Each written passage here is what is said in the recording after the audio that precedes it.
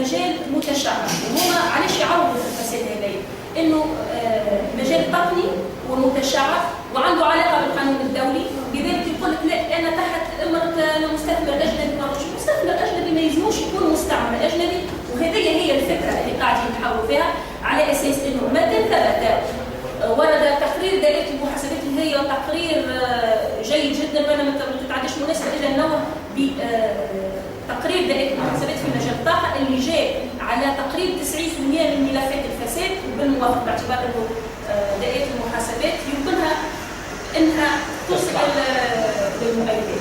باش نعطيكم فكره على قيمه الخسائر وقيمه اللي تلحق الاقتصاد التونسي من الفساد والرشوه في اطار الطاقه اللي هو في وزاره الصناعه، ونظرا لغياب الشفافيه، ما عندكش الحق يا تونسي باش تطلع على اي اتفاقيه نفطيه، انه